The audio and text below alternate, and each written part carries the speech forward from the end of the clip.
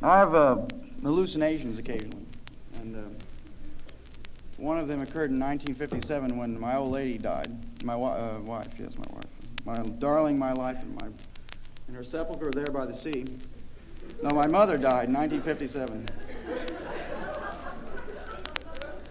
And it really is that poem, really. But this is called Cemetery Hill, and it has a epigraph. March 10, 1957, Cemetery Hill, at the foot of which we live. 11 p.m., death of mother. Mother appears in my room, calls name, touches, then floats out to death barge. Late night vision of the death barge floating through the sky and entering the dawn sun disk. And the hands with white veins there dropped on me from above, and boiling, boiling, boiling, the breath of fire came boiling, and the white eyes floated out upon the darkness in my room, and the voice called out from there my name. 11 p.m., March 10, 1957, silence. Then, floating up over the hill beyond the cemetery was apparition with veins full of white blood and white eyes beaming berserkness, nameless, a phantom, never to enter again the house she cursed, and to have grown thin in the curse house down from the cemetery hill, where I knew death would enter early after my grandmother had misinformed me about death. You shall never die. And my mother hipping me later about death, and I ran out onto the terrace and faced the cemetery up on the hill, where the winter sunrise glistened off the metal nameplates there, death rays focused into young eye. Yes, I ran out onto the terrace in the death vulsion, for grandmother had said that doctors would make me live forever.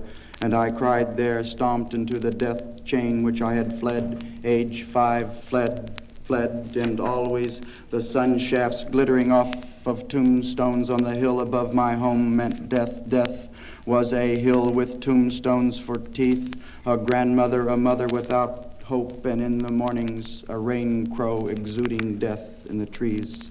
And day now puking itself up over the horizon reflects on Cemetery Hill, beams upon the ground where my mother lies in a beige suit, in a dark brown coffin, ears laden with earrings and a necklace on the neck. And on the night she died, I saw the barge of death float out into the black, and the death ship full of cakes and vases entered the plexus, freaked itself in the sun's eye.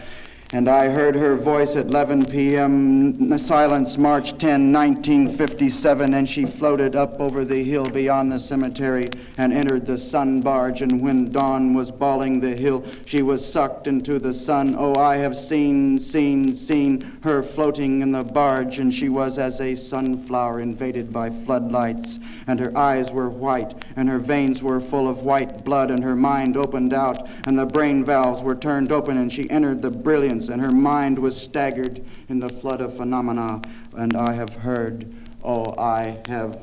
my mother on the barge of death, seduced into the rainbow, led into the current, an eye flinging beams on itself, a telephone book smeared with blood.